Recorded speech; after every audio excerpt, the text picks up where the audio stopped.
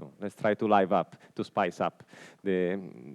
So today we'll do a lot of computation, but actually most of them I will leave for the exercise session. I will just sketch now, and then you do for the exercise. So for the moment, we have only worked in the past 3 lectures at the level of the equation of motion. Today we work at the level of the action, and then we see that there is a natural emergence of 2 sectors, of the near sector and of the far sector. And the connection between the two is called matching. This is a word, I mean, match is it's a word, it's a common word in English, but matching has a very specific meaning in effective field theory. So it's a sort of jargon that means a very specific thing, and then we'll deal with that. And then we sketch, I mean, you will arrive today in the afternoon session, but I will sketch how to compute, for instance, 1 PN correction to both energy and luminosity function. And basically, this is my idea, how to complete the effective field theory part of this mini course. And then tomorrow, in principle, I'm sure that we will need a little bit of tomorrow to complete this. But in the bulk of tomorrow, I want to give you some elements of data analysis. How do we use all of these? That I will sketch. I mean, I cannot do the full computation because it will take 4 hours. But I will sketch how to do this computation, and then I will show you tomorrow how to use this in real data analysis. I guess none of you is in data analysis, but once in life, I mean, since these are new data that are coming in, and most likely I won't have time to talk about nanograv, how the detection is being made. I mean, you all heard about nanograv, no, last month. First ever detection of ultra-low frequency gravitational waves. There, the data analysis is a bit different. So I will only broadly speak about it. But then I will speak a little bit more in detail about the data analysis of LIGO and how this information is folding in. So yesterday we completed a bit in a hurry, but somehow we complete the computation of the luminosity function. You remember there was the Q triple dot square. You cannot miss it, no? Because you know the source, the leading order is the quadruple, and then just by dimensional analysis, I mean, it must be quadratic because the energy is quadratic in the field is linear in the source, so it must be quadratic. The triple dot must be there for a dimensional reason. So, and then I told you how to get this 1/5, which is the non-trivial piece of this formula, that comes out of the integration over all angles of my gravitational wave amplitude. And then there will be correction related to the octuple and to the magnetic quadruple. So let's see how all of these that I did pops up in the Lagrangian formalism in an action, because at the end, I mean, in one course you have everything without the action because it's even more advanced. Here I worked in a less advanced framework, working at the level of the equation of motion like people do in GR, but then let's complete the connection to the particle picture. So the idea is that the coupling of gravitational perturbation to energy momentum tensor is this by definition. Okay, it's by definition whatever couples linearly to the energy momentum tensor is then to the gravitational perturbation is the energy momentum tensor. So, but then we learned, or we should have learned, that we like to split things into velocity powers. So there is there are time components of this product and space components that have different scaling. So what we want to do is to do this separation.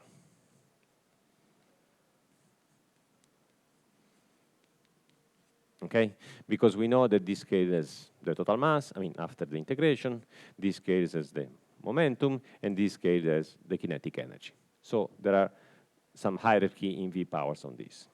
But it's even more, once again, the separation of scale comes in. So we know that the space variation of the distribution of matter is R, but the time variation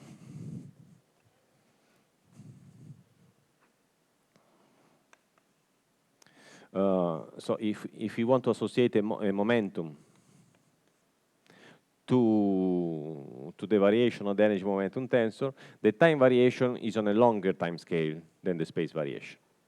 It's clear, no? Because my objects are distributed over radius r, but the time variation is given by the period, and the period is 2 pi r over v.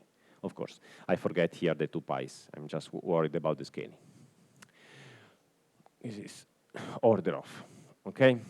So what we want to do is that we want to obtain, it is natural to think of a sort of a word line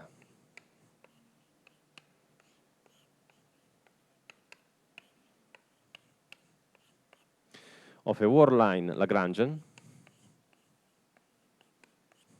okay, in which at leading order I just consider the H field is constant over the source scale, because the H field has this long variation that it is inherited by R over V, okay? This is the HTT, of course, its time and space variation are the same because it's a wave, no? So it's lambda and its omega, its wave number and its frequency are the same, are dictated by R over V. So the H field, the source, the compact source couples to, it has a long scale variation. So it makes sense to do this.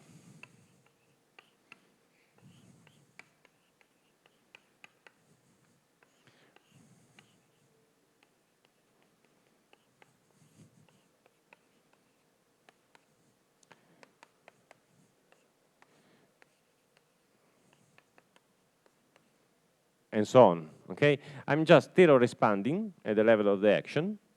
So this is H00, this is the gradient of H00 coupled to the first moment of the source, and this is the second gradient divided by 2 of H00 coupled to the second moment of the source. And now it's crucial that the integral is done only on the source.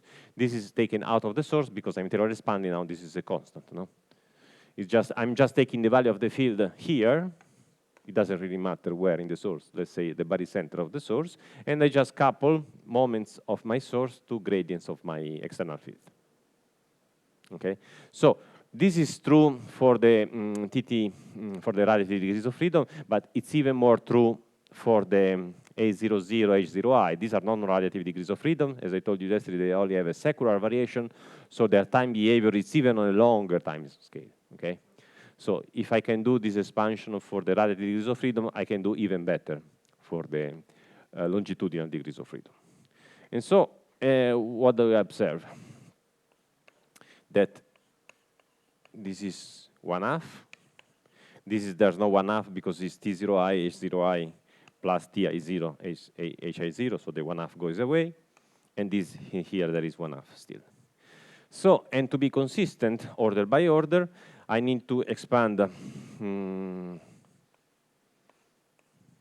H0I, J, and then here actually I will not need. Now the non-trivial statement is that this is order 0 in V. This is, so do we have another color? Yes. Right. This is order 1 in V, and this is order V square. Okay? It's clear, no? Okay, I mean, for the radiative field, the scaling with the gradient with the time derivative goes as R over V. Okay, this is a longitudinal field, but anyway, if it was, basically we assume that we have R over V for a gradient of the field, and then this is just R. So every time I go on with the expansion, I pay a V factor. So this V factor combines with this, and this is a V square factor when I take derivatives and combine with this and with this. So you see, because T0I is a V factor with respect to T00 and Tij is a V factor with respect to 00I, I should combine them in this way. And then if I do this, look at what I obtain. I obtain that at first order, I get mass H00. Oh, surprise, surprise. The mass coupled to H00. The integral of T00 is the mass. It's not a big surprise. Then V order with respect to that, I get that, let's call this the dipole, couples to the gradient of H00, and then I have total momentum couples to H0i. And by the way, I can do my, you remember what I did yesterday? I traded T0i for the T0i is the same thing as T00. Okay, let me be a bit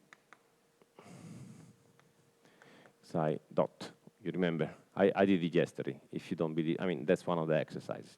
If you don't believe, you'll do it today. So basically, pi is like di dot. Okay? And then this is a di. By the way, this is a 1/2. This one doesn't have, no? Because this is T0i plus Ti0. And so the pi, I can trade it for a di dot. And di dot, I can do integration by part. So I put a di in front, and here I put minus 2H0i.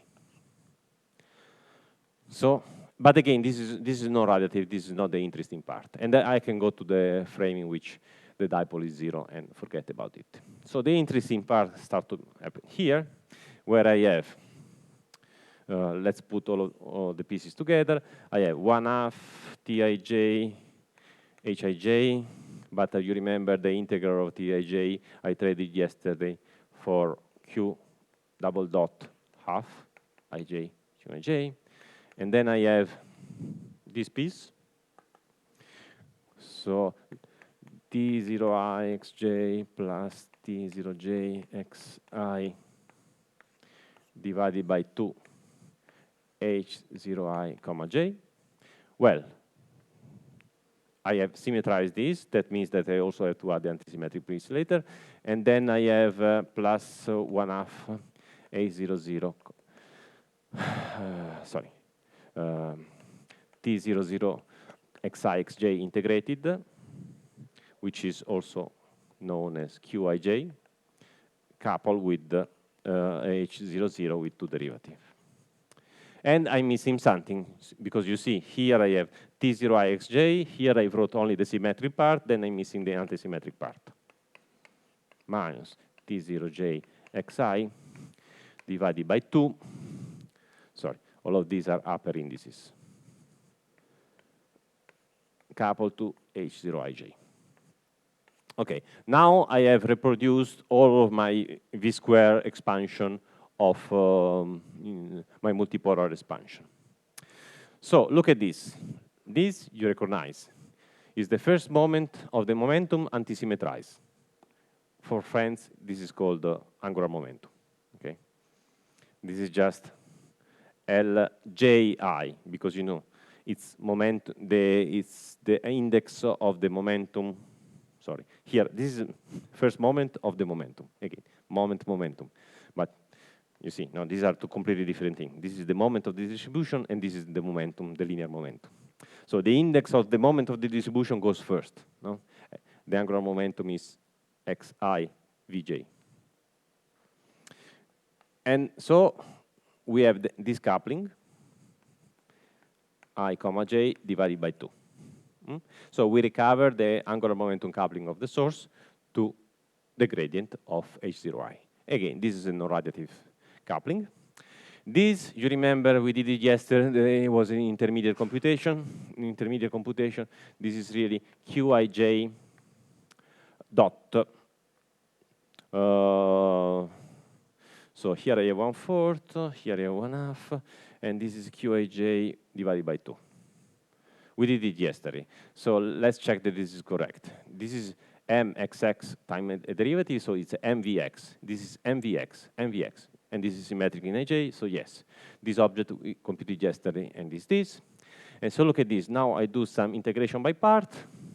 So I move the 2 derivatives on the other side, and so I get that the total coupling is 1/4 Qij, Hij double dot, minus 1/4, so 1/4 and Qij stays the same, the minus goes to the other side, minus H0i comma j, minus H0j comma I with 1 derivative. The minus comes because I do the integration by parts, so it was plus and now becomes minus.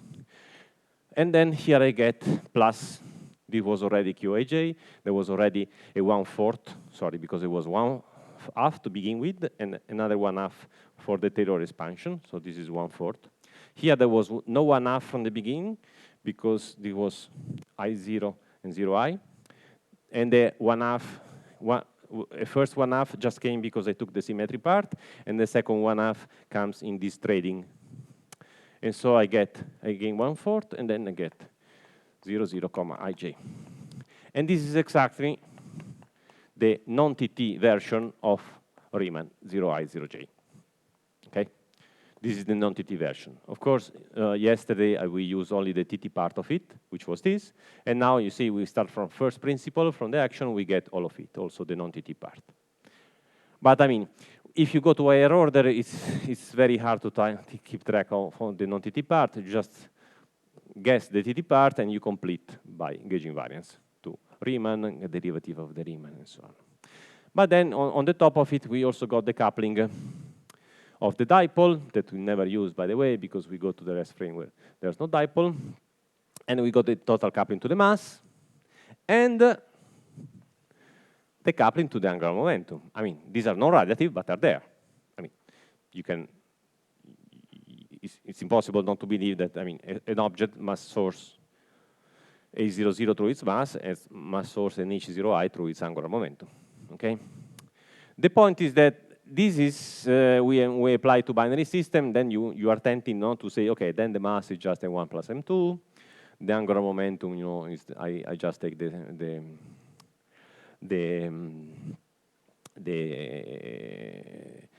particle 1 and particle 2, and I write the angular momentum in terms of the microscopic variables of my two particles. And then for QAJ, that's what I did yesterday. No, I just take rho xi xj, rho is T00, and I just say, okay, rho must be concentrating on the top of my a delta function on the top of my two masses at order 0 in V.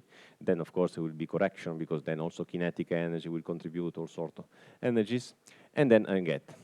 But then, if you want a more fundamental way, this I've done with my physical intuition. No? I get my physical intuition, I know what is the total mass, I know what is the angular momentum of a binary system, I know what is a quadruple of a binary system. But actually, there is a more fundamental way of getting these variables. And the more fundamental way to getting these variables is that to relate these variables to the internal structure of the binary system is actually this process of matching. So, you see, as you can see, this expansion that I did assumed nothing about the source, but the separation scale. Yes, I assumed separation scale, but I didn't assume anything about what it was made of. It's just that the back of my thought, I always thinking of binary system, so binary system separation of scale is built in, and so I use it. But I'm not using actually binary system, I'm using just this specific feature of the binary system, the separation of scale. So now, so this applies to any system that has separation scale. So now that I realize that, let's see how to match this into the internal features of the system, which might be generic, provided it has separation scale. Okay. So now let's go to the. So this would be the far zone coupling of the fields, because the far zone doesn't know about the internal structure. So to some extent, it has limited knowledge, but to the other hand, it's very powerful because it couples to anything. This applies to anything. Anything that couples to gravity, which is anything, literally, must have this description, provided there is separation of scale. Now, let's see how it matches to the specific description of the near zone. So I'm going to cancel all of this because I need a lot of space.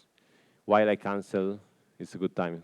We can exploit the time too, so you can ask questions.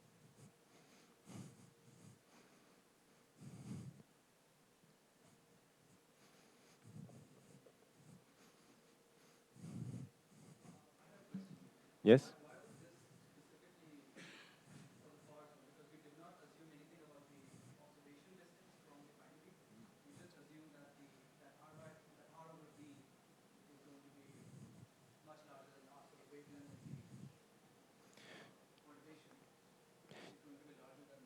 So the question is, what are we assuming for the far zone, if I rephrase in my language? Well, I'm just assuming that we are looking several wavelengths away. As long as we are several wavelengths away, 10 wavelengths away, this applies. So we must be at a distance in which we really see the object as we really see the source as a point with features, and the features are the multiples. So if the object is a black hole, of course it has no multiples, just has mass and spin. But when we look from far away, and far away means just a factor of 10 larger than the wavelength, we don't actually know if it's a black hole or not. So we see a point, and how do we know? By looking at the features. So the far field, which means few wavelengths away, can see mass, angular momentum, quadruple, octuple, and so on. We measure them, and then from them, we infer what was the source. In particular, for a black hole, we won't measure any quadruple, octuple, and so on. For a binary system, yes. And so we know it was a binary system and not a black hole, for instance. So the Taylor expansion just relies on the separation of scale, that the space variation of the source is different from the time variation of the source. So that's the basic assumption. So one is R, the other is R over V. But, okay, R over V because we think about a binary. If you think about something generic, you just have to think of T, time variation of the source, R, time, space variation of the source, and R, mass smaller than T. This is what we need. In the binary, this is the case because T is R over V. So we know. But in general, this can be applied to any source, provided this separation of scale between time variation and space variation. So that's why we like to decovariantize general relativity. So what I'm going to present is also called non-relativistic general relativity. Non-relativistic in the sense, not specially relativistic, but it's general relativity. So it contains the self-interaction of general relativity, the nonlinearity on general relativity, but expanded at small velocities. Okay, so what we have to do, we go back now to the fundamental theory, and when we go back to the gauge-fixed fundamental theory, we have to go back to the quadratic action, and I'm not sure I can get all the factors right. So the quadratic action, where is the quadratic action? Yes, okay. You remember, no? It was 1 over 16 pi g r. Let's write the Lagrangian only, no? And then we expand to quadratic order, and then it becomes 1 minus 1 over 64 pi g. And then there will be several factors that after gauge fixing will actually be quite simple.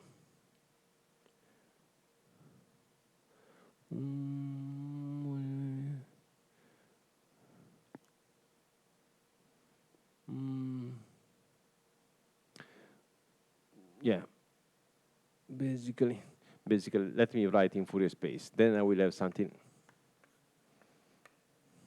Basically, what happens is that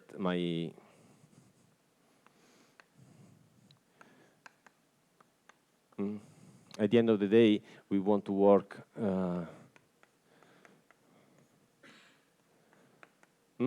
At the end of the day, we want to work at the level of the path integral. So what we need is the quadratic action.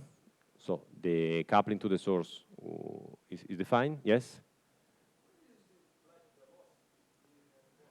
What is the?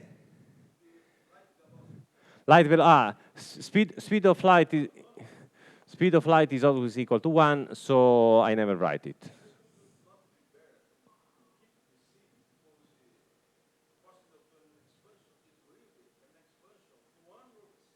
No, I mean, no, okay, if you, the question is, I mean, post-Newtonian expansion is an expansion of 1 over c. No, it's an expansion of v over c. Of course, if c is not 1, then it has dimension, then you cannot make an expansion in something which has dimension. So it's an expansion of v over c. If I say that c equal to 1, this becomes an expansion in v. Yes, other question?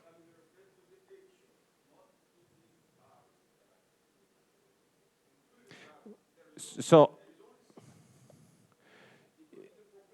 Yes, but I mean, in the action, I put c equal to 1. You know, c, it would appear now when I have dt and dx. So here, there will be hidden somewhere the derivative with respect to time and the derivative with respect to space, and this has to be weighted by 1 over c. Okay? So, what I mean is that the derivative of time comes with the c, and the derivative of space do not. So they have the same dimension if c has dimension for you. For me, c has no dimension, it's 1, so I don't write it. And so whenever I go and consider sources or solution to the equation of motion, my small parameter of expansion is the velocity. Here, as you said, there's no velocity because we are leveling the working of the action.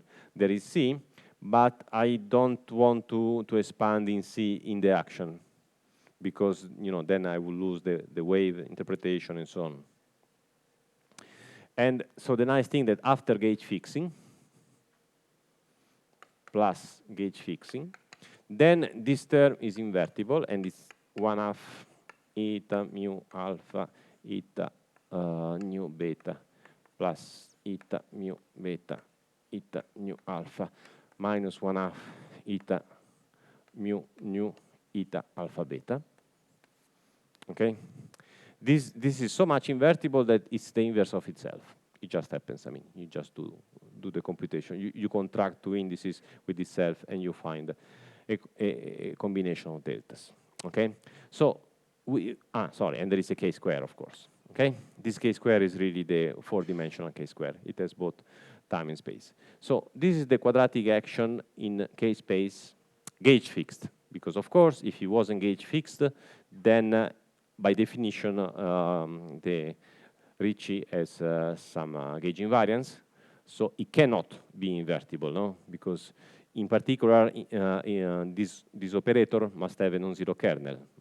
The kernel is of the type when, yes, the kernel is of the type when h mu nu is of the type k mu xi nu for whatever xi nu, plus symmetric, of course, because it has to be symmetric.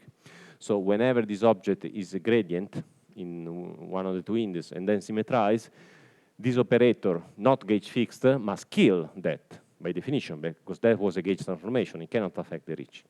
So whenever you have a gauge theory, the kinetic in term of your field cannot be invertible, because otherwise you wouldn't have the gauge theory. No? Because otherwise the gauge transformation wouldn't be killed by the Lagrangian, and then it wouldn't be a symmetry transformation. But once you gauge fixed, then yes, you obtain an invertible kinetic term, and then you use it to solve your equation of motion. So in particular, when we look at the system from close enough, what we can do to model our system is just assume the action for the matter is just the mass weighting the word line of the system. Okay, we just take the word line of the system, the integral over the proper time, we weight it with the mass, and that's it. That's the minimalistic assumption that you can make for the matter action. Okay, here clearly is hidden the coupling to gravity.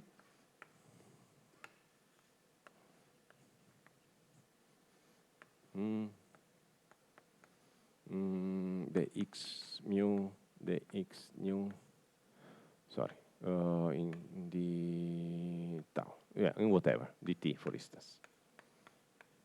Okay, so we'd like to use, for instance, this in this form. So why the mass? Well, the mass because it weights the coupling to gravity, and the coupling to gravity is written here because here you have the trajectory of the particle. So this is the invariant interval over the trajectory, and we like to write it in this way. And then we like to also to expand. Now we expand in velocity because here we have clearly dependence on the velocity. So this will be something like m integral over dt. Then there will be a g00. Okay, there is a modulus, of course, because otherwise it's negative. Then will be 1 minus h00. dt in dt, dt in dt is 1. And then there will be minus plus plus, and then will be minus 2 H0I VI. And then it will be plus, also minus, because we change sign because of the modulus, Hij Vi Vj. Okay? And this is correct to first order, but anyway, it doesn't matter to keep the first order, because when I take the square root, I will generate all of the orders, and then I get this coupling. I forget the one, and then it will be minus H00 over 2, minus H0I Vi, minus 1/2 Hij Vi Vj. Then we'll also need the H00 square, I think it's over 8. I can check it in the notes, but I mean, you just expand it and you obtain all of the terms. Okay, so this is the modeling we do for the matter at close when we zoom in into the source, and we want to check in a more systematic way than what we did earlier with our physical intuition, what is the mapping between the energy momentum tensor of a pair of particles and the energy momentum tensor seen from far away, the one we used until half an hour ago. Yes, question.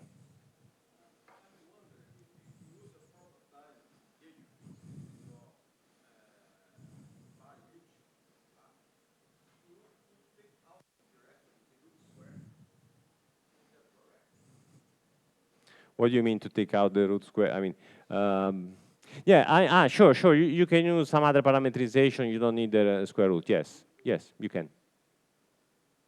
But yeah, it's just a choice. I mean, you would change the coupling, the specific coupling, but as we know, these coupling are gauge dependent. So at the end.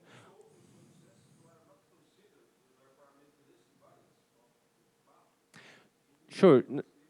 We have broken parameters. So the question is about, I mean, here there is a reparameterization invariance that would allow me to write the coupling in a different way, yes. But I want to break it in my specific way, to be specific, to find specific couplings. But surely, when I generate, for instance, Feynman diagrams for this coupling, the Feynman rules are gauge dependent, are depending on my choice. I have to be.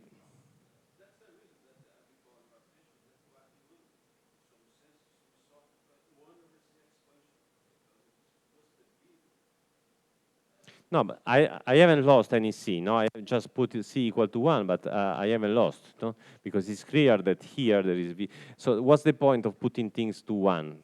Is you put things to 1 if you can unambiguously recover them when you need. And here you can always unambiguously recover the powers of C. Just whenever you need a velocity to make a dimensionless number, you put as many C's as you need. Okay. So now this is the coupling to one particle. So the idea is that we have one particle here, we have one particle there. They must interact because by emitting gravitational object. And the gravitational object dynamics is ruled by this dynamics. So we have a kinetic term which is nicely invertible. Of course, here there will be also cubic terms, quartic terms, and so on. All sorts of interaction are hidden there. So now we have two problems to face. One problem is how to map this to the composite system coupling to the long-range field. And one problem is how to model the interaction of one to the other. So what do you want me to start with? I start with the matching first. The matching means how do I map this into that. So if you remember, so I just erased in the blackboard before, I had a coupling that was integral of T00 coupled to H00. So if I want to know what is my integral of T00 in my specific theory of the two systems, I just couple H00 to all the possible ways. I couple an H00 here, plus, it's not the same diagram. Let me write it smaller otherwise.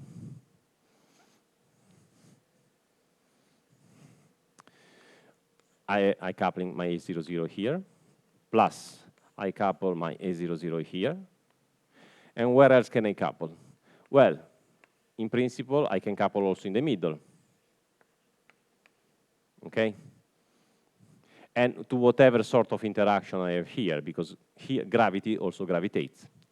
Clearly, I mean, we don't need, I mean, I'm not going to do the computation now. You can do it for exercises, but for doing this, you need the 3-point vertex of the graviton, which I didn't write then. I didn't write down. You can already imagine that the source of this H00 in this diagram is the potential energy. And so the potential energy is V squared suppressed with respect to the mass and to the mass. So you see, this matching procedure gives us the fundamental justification of the fact that H00 coupled to the total mass. It coupled to M1 plus M2 plus the potential energy that comes out of this graph, plus all higher order corrections, of course. Okay. And then you can do the matching for the H0i. Let me skip it. And then you can do the matching for the Hij. You have the composite system with a long wavelength Hij, so you have to consider all possible ways to couple Hij. So again, you can couple Hij to one particle, and you read the coupling here. It has two velocities. You can couple trivially Hij to the other particle, and you have the other two velocities. And what else you can do at the same order?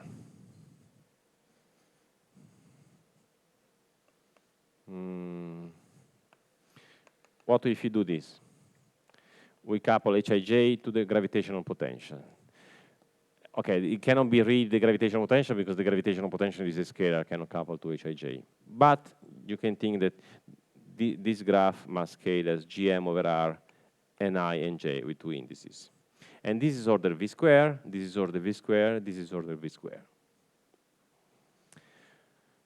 So you have to include all of these to recover the fundamental microscopic coupling of Hij to the binary system to the far zone coupling that we kind of, well, not heuristically, we really derive mathematically, but without making any assumption of the source, but the scale separation.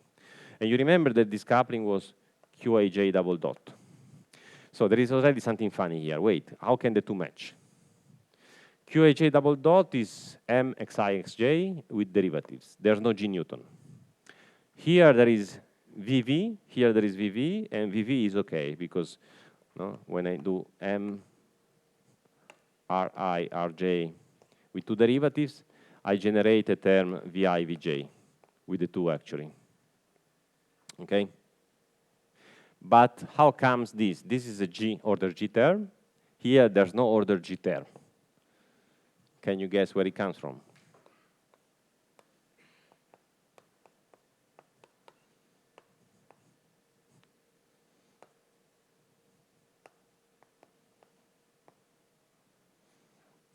You see, when I take two derivatives of the quadruple, I obtain an acceleration. And here, acceleration via the equation of motion, I get Gm over R. Okay, this is just a sketch, but you can do the computation in the exercise. This is actually what it comes from. And they say, oh, wait, but how come then here to recover the far zone coupling to the fundamental coupling, I need to use the equation of motion? Well, we did use the equation of motion. You remember the trick that I did yesterday? When I traded Tij for T00 xi xj, what did I use? Two dots. What did I use repeatedly? I use repeatedly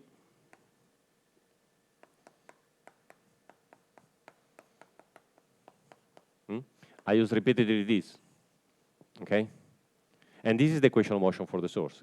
The conservation of energy momentum tensor is the equation of motion of the source. I mean, you can easily check, no? You take the energy momentum is m in the 0, 0 part, and vi in the 0i part, and vi vj. You take one derivative in time, will give you mvi aj, and will give you the gradient, okay?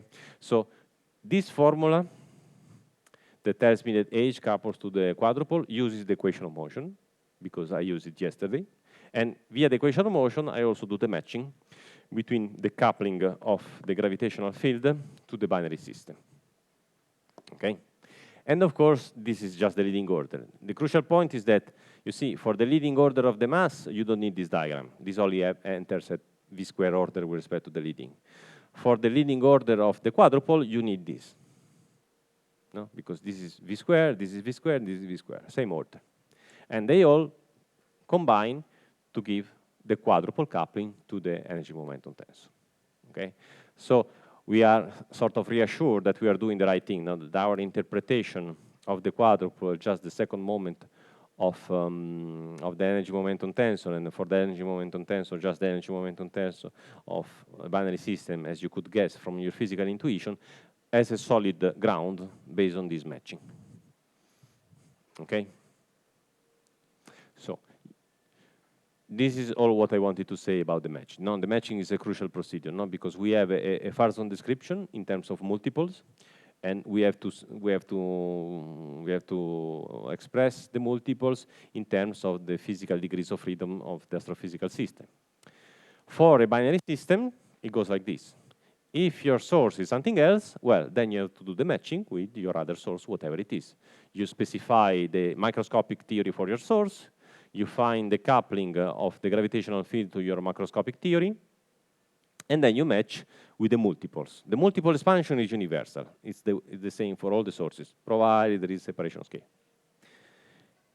This one, is, of course, is not universal. It depends on what is your specific system. Since all gravitational waves you've seen, maybe also nanograph, come from binary system, then we do this analysis. Question?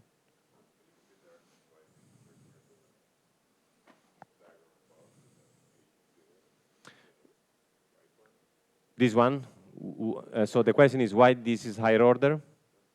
Yes, okay. This is higher order because it doesn't couple directly to the masses. It couples to this diagram, which is, okay, I haven't demonstrated, I will do it right now. The diagram it couples to, but this Z already shown, no? This is the potential energy of the system. You agree with that? I mean, I will derive formally, but you kind of intuition, I mean, it's not hard to believe that. And then if you take this diagram with an H00, so basically you have to do the computation Zvi did, but then you add, you do a 2, this is a 2 to 2 particle. Now it's a 2 to 3, so you have one more external state, and you want to see, and of course the result will be linear in this polarization, in H00, and whatever is the coefficient of H00, you call it mass. Actually, twice the mass, no? Because the coupling is 1/2 mass, H00. By definition, whatever couples linearly to H00 is twice the mass, because the definition of the mass. So now we'll do in detail the computation of this diagram without the extra leg. To add the extra leg, it's just a little bit computation that you need to go beyond the propagator because this is a cubic order. You need the cubic interaction of gravity. But with that, it's once you have the cubic interaction of gravity, it's trivial. You just put it there, and in your result, you see what couples to H00. And then you will see that this diagram just must have a G power, must have an insertion of the mass here, an insertion of the mass there, so it can only go GM1, GM2. Then how many Ks can it have? So there will be one propagator, 1 over K squared, and that's it. And basically, once you Fourier transform, this, you see, once you Fourier transform, it's like for the scaling, it's like multiplying by K cube. So D3K over K squared will give you as a scaling a K, but K scales as 1 over R, and this is GM and 1 and 2 over R. Sorry, this is GM over R, so this is a V squared. This is V to the 0. But we'll do this computation right now. But more questions for the matching? Yes, up there.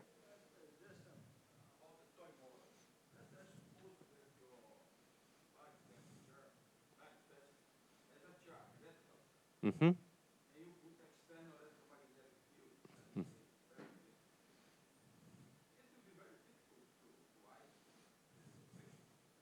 No, it's exactly the same computation. Actually, in electromagnetism, this diagram is very simple because I can tell you the result straight ahead. Do you know in electromagnetism this result? This is 0 because there's no tripole vertex for the electromagnetic field. For the gluon, of course, it's not 0. Of course, you have to change the polarization here. You have A0. So if you want to go to electromagnetism, you have to You have to take the two systems of charges, and whatever couples to A0 is, you call it charge. Okay? Of course, you don't have this diagram in electromagnetism because you don't have triple coupling of the photon, but you have these other two. And so the total charge is the sum of the individual charges. Surprise, surprise. But yes, I mean, you just change the coupling. So the coupling of the electromagnetic field is not this, but you can write easily as this. Dx mu a mu. And you change, of course, the Lagrangian. You put f square. And actually, it's not difficult at all to do the coupling to a scalar field. So you write the Lagrangian of a scalar field, just the kinetic term plus whatever interaction you want. And then for the coupling of the scalar field, you just say the coupling of the scalar field is d tau phi on the top of the word line. More questions?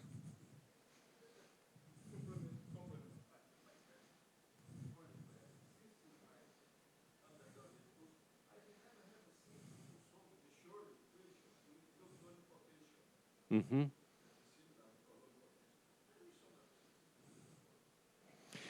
The Schrödinger equation with Newtonian potential. Well, what do you mean Newtonian potential? The Schrödinger equation with the Coulomb potential. I've seen it many times. Maybe we didn't go to the same grad school. Sorry?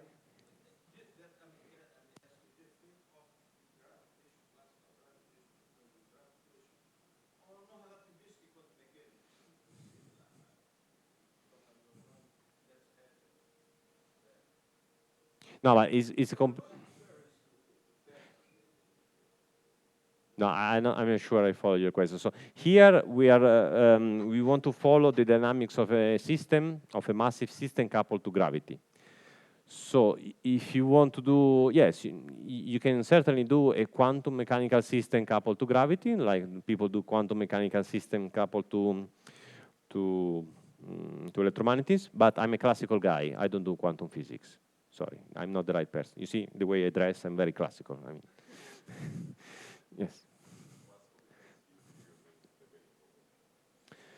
Sorry, the question is, this is classical because I use the equation motion? No, I don't understand. Why this is classical? Okay, you see, so far I've been using equational motions. So the equational motion are the classical ones.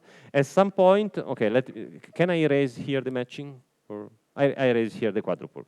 At some point, we want to, once we close this window over the matching, we want to consider all interaction. For instance, there will be this interaction. This is particle 1, which is traveling, particle 2, which is traveling. They would travel undisturbed, but no, they feel the presence of the companion. And then there will be this interaction. This interaction, of course, is not the Newtonian field. It's post-Newtonian. It's beyond post-Newtonian. And then you would say, mistakenly, that this is a quantum. Well, it's not actually a mistake. I mean, this graph contains quantum contribution, but in the non-relativistic limit, when the exchange momentum over m goes to 0, it is actually purely classical. And by the way, this is really our setup, no? Because our black holes are hugely massive, okay? So if I can jump ahead of the derivation, what will happen is that if you do QED, and you imagine, no QED, QCD, because in QED there's not this vertex. If you do QCD, what you have to do, here you put the propagator of the electron, here you put the propagator of the gluon, gluon, gluon. And then you say, oh, this is a one-loop computation, it contains a quantum contribution. That's the correct statement. It contains a quantum contribution, yes. But it also contains a classical contribution, which is also a correct statement that is probably overlooked in most of quantum field theory courses. It contains a classical contribution, which is actually the only one surviving when m goes to infinity. When m goes to infinity, this is purely, it becomes exactly classical, and I will demonstrate in a second, okay? And actually, this is very easy to do in this word line theory, because in this word line theory, we haven't introduced a second quantized field for matter. No? Matter is just a source of sink of gravitons. And so when you do this diagram in this theory, here there's no propagator. Okay? Because basically, this is actually a misleading way to represent it. It's just a way to represent it to bridge the gap with the standard QED or QCD. But actually, a better way to represent this diagram would be you have a source,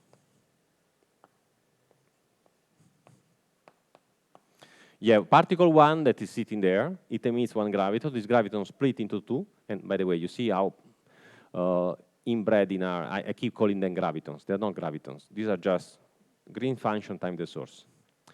Okay? And then this gravitational mode splits and is absorbed in the two gravitational modes it's split into are absorbed by the second particle. This would be a more faithful diagram for this kind of theory, because you see, in this way we are assuming that particle 1 and particle 2 are propagating, but they are not.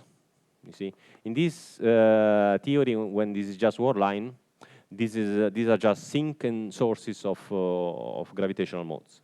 But if you want to bridge the gap with the particle physics guy, then we write it in this way. But then if you write it in this way, you have to be careful. Here, there's no propagator. And I will demonstrate, and actually half demonstrate, and the second half of the demonstration will be left to you, that if you forget about it and you compute, for instance, if you put this degree of freedom for a massive scalar field,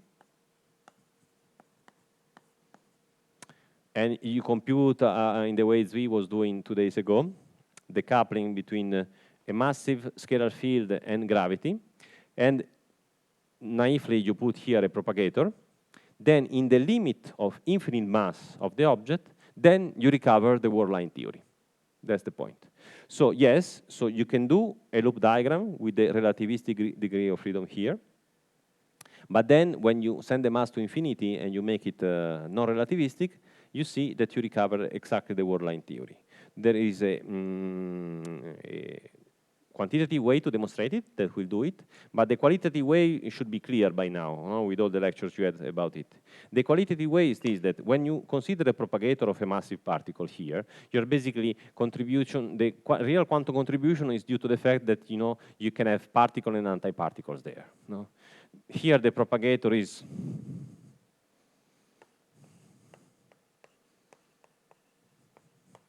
let me put the h bar back, no? Because we are talking about what is quantum or not. So you see, this is a gradient, and this is a mass. A mass is not the inverse of a length. It's the inverse of a length only when h bar is equal to 1. So, but since you want to keep track of what is quantum and what is not, let's put back h bars. Okay, this is the inverse of a length square. Now this is the inverse of a length square. And then you immediately see that in the classical limit, m goes to infinity. This object goes to infinity. So this is basically 1 over k minus m over h plus 1 over k plus m over h. This is the pole of the particle. This is the pole of the antiparticle. Basically, what happens is that this goes to 0. When you take the infinite mass limit, or the classical limit, this goes to 0. You only have this, but then you have to integrate over the omega 0. You see, the omega 0 of this k, and the integration of the omega 0 of this particle may rearrange in such a way that basically is the same thing if you go back to the word line theory and you forget completely about the propagator here. This I will demonstrate quantitatively, but this, I mean, when you do the computation, you might even do the computation right, but miss the physics. But this is the physics. So we have one integration over the, this is a loop integration. In the word line theory, you will have only loop integration over d3k. You have one loop integration. In the full theory, you would have a loop integration over d3k and dk0. Basically, what happens here is that the integral over dk0 combines with this to pick the pole at momentum equal to m. So this object is non-relativistic, its momentum is m, and so you can forget the propagator. And this one is exactly 0 in the infinite mass limit. So that is what bridges the gap between the relativistic theory, in which blindly you would put here a propagator, then taking the infinite mass limit, basically reduce this relativistic theory into this non-relativistic theory, where you just forget there is a propagator here, and you just put propagator for the really massless modes, which are gravitational modes. So this is in words, now we do in computations. This is qualitative, now we'll do it quantitatively. Any question about the qualitative picture? Okay, so let's do it this quantitatively. So I assume that the issue about matching is closed. So now we go to this interaction in the near zone.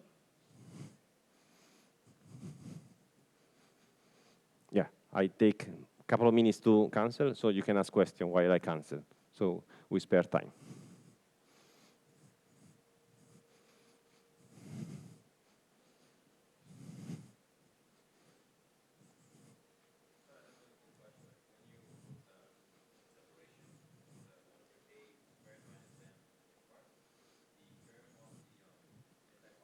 Mm-hmm. It's exactly 0. Well, because k must be of order m is m, so 1 over 2m I send it to 1 over 2m, send it to 0. Whereas the other is k minus m, and k minus m can blows up. I mean, and basically, what we see that basically of the if we kept the full relativistic propagator, the k minus m pole is actually what allows you to recover the full amplitude. It's just that simple pole. Basically, in this diagram, in this propagator, the only classical contribution of this propagator is at the pole of the particle, not the pole of antiparticle. And not outside the pole, it's just only exactly the pole of the particle that contributes, but this is exactly the same as saying there's no propagator, and we just consider the coupling here and there, and we just integrate over the loop of the over this momenta, and we don't integrate over the k0 of this propagator. But we'll do it. But before doing that, I haven't even done the Newtonian diagram. So let's do first the Newtonian diagram, and then we go to the interaction diagram. So I jump ahead a little bit, and I also like to do whatever classes I give, just to motivate the students by jumping ahead a little bit what I'm going to do. And then I do the boring part, which are the computation. So you say, oh, okay, these computations are boring, but we are motivated to follow them because then we give substance to what I just told you. I just, for the moment, it's just a story. Now I will substantiate with computation. So now for the first time, here we are to write the Feynman path integral. So again, you can see I'm a classical guy because I don't work with amplitudes. I just start from the Lagrangian and then the path integral. That's sort of old-fashioned now. But what can you do? Okay. This is the effective action that we want to obtain for the two particles. Okay. And the effective action is given by integrating out the potential modes that are exchanged, the gravitational modes that are exchanged between the two particles. You remember there are two qualitatively different modes, no? There are the modes that are exchanged between the two particles, and there are the modes, okay, that couples to that gives you the information in the far zone. Okay, these are qualitatively different, and it's a highly non-trivial theorem that I won't demonstrate. I will just sketch that basically you can treat the theory if there were two separate sectors. They interact. They're not blind one to each other. They do interact, but basically I can do work in the theory. I have basically the full GR theory is the sum of the theory of point particles working, coupling among them with potential modes, and blobs endowed with mass, angular momentum, quadrupole, octupole, and so on, interacted with long-range modes. It's a theorem that, again, I will just sketch. If you take the near zone theory of the two particles interacting via longitudinal mode plus the blob of two particles or whatever emitting low wavelength mode, that might be Hij, A00, H0i, I mean, angular momentum source this, mass source this, radiation source this. Full perturbative general relativity is recovered by summing these two sectors. Okay, this is a highly non-trivial theorem, but we will kind of demonstrate here now. So, but before I haven't, now I promise many things. Let's start to deliver. Let's start with this. So I have to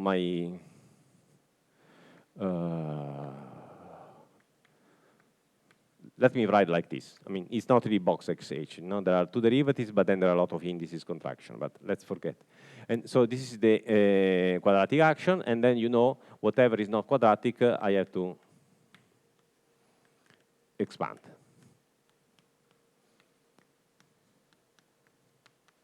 Okay, I mean, very basic. I mean, this is a Feynman path integral 101. No? I take the quadratic action, which is gives you the dynamics for the gravitational field, and then the interaction h times t, I expand it. So at first order, I don't have anything interesting because I have to do a Gaussian integral over h. So if I have something linear in h, it gives me 0. At this order, I start getting something interesting. You remember, there was this coupling for particle 1, and then there is, of course, there is the same coupling for particle 2,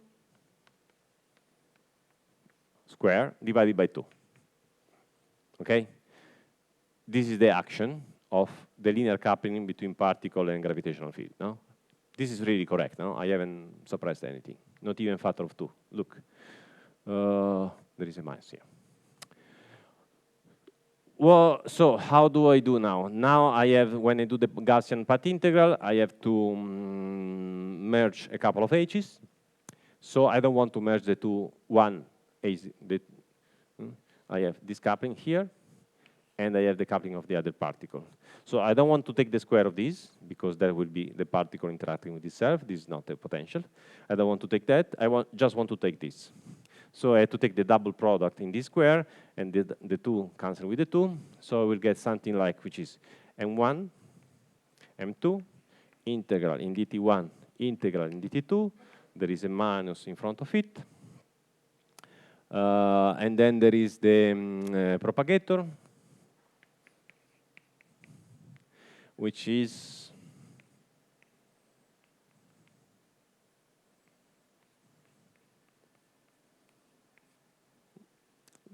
well, let me put the retarded propagator if it doesn't matter. Now, and there is an I. No, when I write the propagator, there is always an I. But then this is I amplitude, so the I simplifies. And of course, the Fourier transform.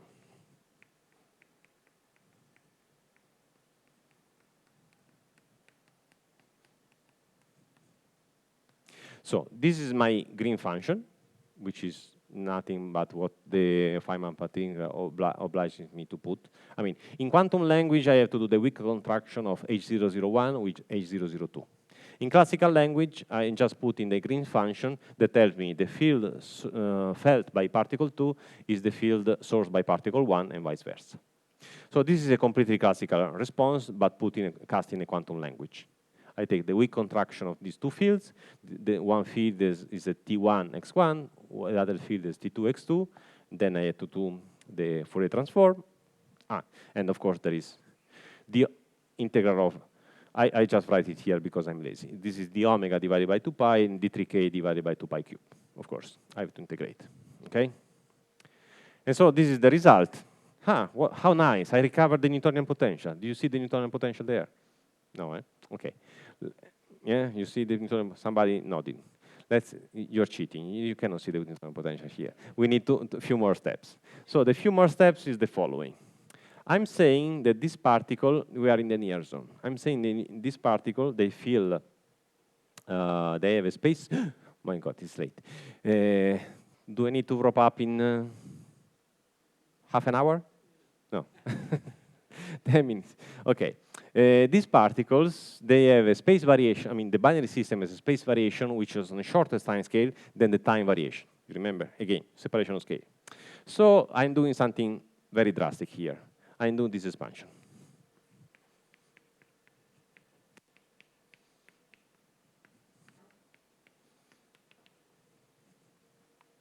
Sorry, this was T1 minus T2, of course, no? Because the green function is the difference between the 2 points. So this will be dt1, dt2, the minus, I took it downstairs. And, sorry. Here there was 32 pi g. Then there is a 32 pi g here. because here it's not canonically normalized, so the propagator brings a 32 pi g numerator. And yes, and then I have e to the minus omega, let me write t12, and this is e to the I k x12, no, just to be short. So x1 is the trajectory x1 computed at the time 1, the trajectory x2 computing at the time t2. So this is fully complying with the relativity. And but now I do this expansion. So what happens here? I'm considering that the omegas are small and the k's are larger than them. You see, this is not completely safe because after all, I'm integrating over all omegas from minus infinity to infinity and for all k's in R3. So in principle, there are some region in the momenta where this condition, this expansion is not it shouldn't be satisfied. But I'm going to only sketch the demonstration that this is correct. So for the moment, hold your criticism. Just accept this on physical basis, even though mathematically it doesn't make sense, because here I can go to any omegas, and I can go to arbitrary small k, and this integration extend to arbitrary large omegas. So the condition that allows me to take the Taylor expansion is not always satisfied. But let's close your eyes on that for the moment, and look at what nice. I take the one, integral, here there is also an integral in omega integrate. The integral in omega of the one, there's nothing depending on omega. What does it give me? Delta T12.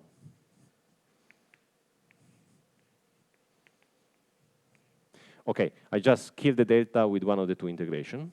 And so I'm left with just integral in dt, and then an integral in decay of e to the I k r. Now the distance between the two trajectory at the same time, because of the delta, divided by k squared. And there was a 32 pi g. And sorry, if I had to be precise, there was 1 over 2 here and 1 over 2 here. The coupling that I canceled was, after the square root, was h00 over 2. h00 over 2. Sorry, and then the propagator. Oh, my goodness, I forgot the propagator. The propagator was 1/2. I wrote it again, and then I canceled.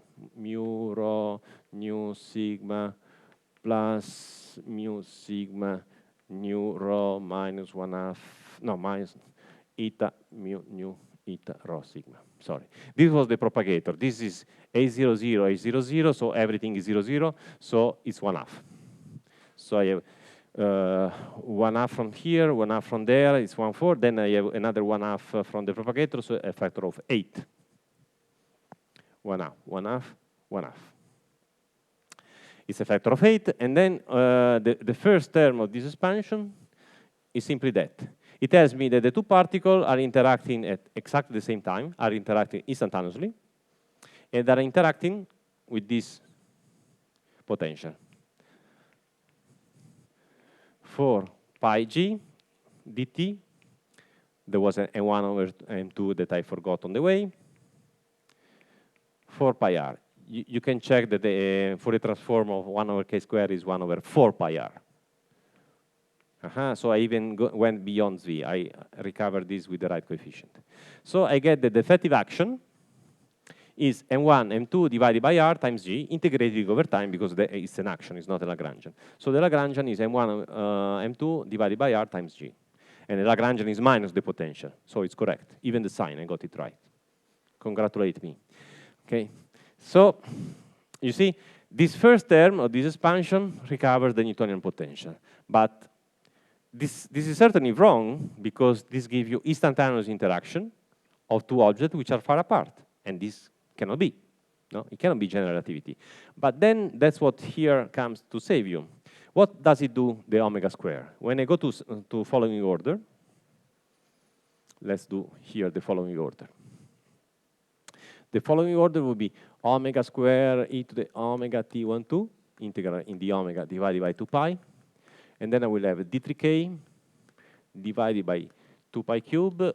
Oh, of course, there is the 4 pi g m1 over 2 outside. Okay? And d3k e kr. K dot r.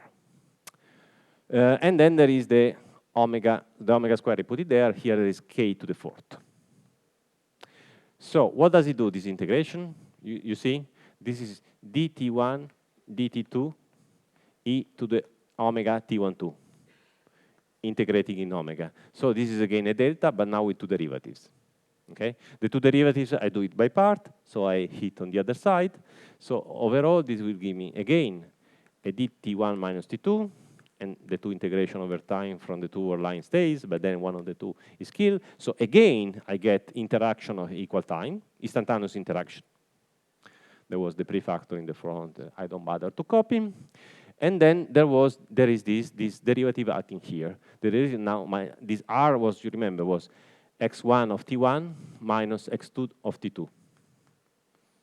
When I hit with the derivatives, this will bring me down a k v1 times k v2 divided by k fourth e to the I kr, integrated over d3k divided by 2 pi cube. So, with respect to the Newtonian potential, let's count the powers of k. 3, 2, 5, 4, 1 power of k, so it's again 1 over r potential, but this time is weighted by a v square. Okay? So, this expansion gives me a v square, this will give me a v to the 4, and so on. These are all post-Newtonian correction that are the way that post-Newtonian takes into account of the delay. The interaction is not supposed to be instantaneous, no, in general relativity. It should have been actually the Feynman propagator. Why the Feynman?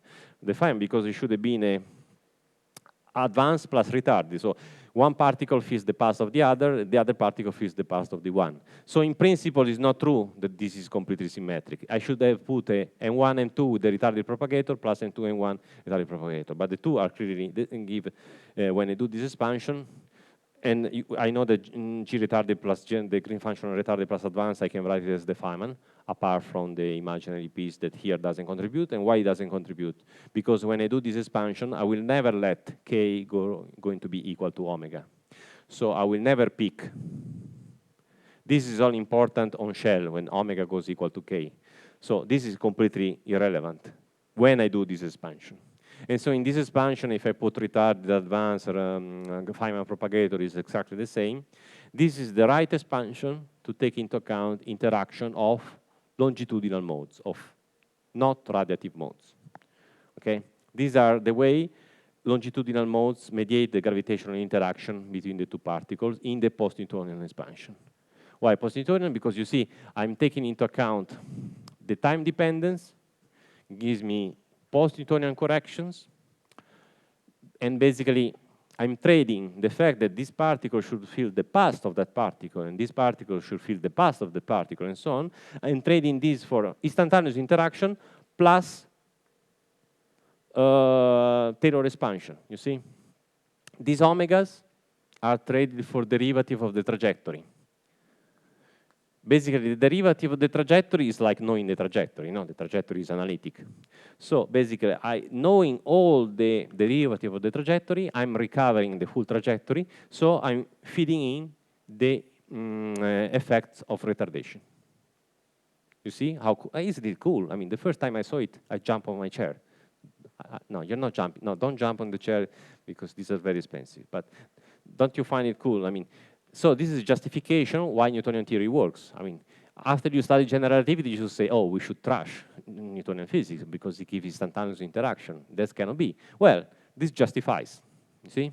Instantaneous interaction is correct, and then at higher V order, you take into account the effect of retardation, because taking into account the effect of retardation is just approximating better and better the trajectory. And so if you approximate better and better the trajectory, you are reconstructing with higher and higher derivative the full trajectory. And all of this comes out naturally in these formulas, where you consider this exchange of longitudinal modes to be responsible for the potential interaction between the two particles. you say, oh, okay, but this is flawed. This process is flawed because, again, this omega is integrated from minus infinity to infinity. This k goes from 0 to infinity. So not for all omegas and all k's I can apply this approximation. So yes, this is approximation. This is not the full theory. But the nice thing is that to kill this flaw, that big omegas and small k are not including, are not represented in this expansion, what you have to do is to include on the top of this interaction this other interaction. But then you say, okay, but it cannot be really this, because here there's no radiation emission. Here there is radiation emission. So it cannot be exactly this. You're right, it cannot be exactly this. So you have to go and take your binary system, you collapse to one line because you're looking at it from very far away. So now you don't know what is particle 1 and what is particle 2. You only know the total mass, you only know the angular momentum, you only know the quadrupole. And you let this composite system interact through long wavelength modes. And if you add, actually here this is wrong because this is a theory with 1 point emission, it's a separate theory. This is a theory with 0 emission. The theory with 0 emission, it cannot be fully reconstructed by this expansion that I did, but it must be complemented with the emission and reabsorption of this sort of gravitons. And this I will show you tomorrow, and then I go to data analysis, okay? If you add the two of these, you recover exactly perturbative general relativity. If you only have this, at some point you run into trouble. No? When I first saw this, I said, oh, but this is cool, I can get general relativity by doing this expansion. Not quite. At some point, these kind of diagrams will show you that there are divergences. You say infrared divergences, and you know infrared divergences and UV divergences are very, very different in nature. No? If you get an infrared divergence, it means that you don't know the theory at large scale when gravity is weak, and this is very bad. No? When I mean, here gravity is weak, Newtonian physics is okay. It's impossible that I don't understand gravity when it is weak. Well, it's exactly because of this, because at some point, when you go at very, very large scale, this approximation breaks down. You cannot assume that k is larger than omega, just because k becomes arbitrarily small. But then the far zone theory with 0 emission comes to rescue you. You add the far zone theory with 0 emission, you add it to the near zone theory, and you recover the full result. This is called method of region that everybody uses. I mean, it's not usually taught in quantum field theory courses, but everybody uses a research level. And then this completes the 0 emission part of the theory. And then you have the emission part of the theory, in which you have a blob that couples to the long wavelength graviton, and that's a separate history on its own. Okay? So I will wrap up this tomorrow, and then maybe I will dedicate probably not more than 20 minutes tomorrow to data analysis, just a little bit, because you know, if you do this, if you want to do this kind of computation, at the end of the day, you want to say, okay, but what are the data? How do I compare with them? I give you just a little bit of dictionary to open a paper of LIGO and understand what is there. Just 20 minutes to give you this dictionary. Okay, stop here.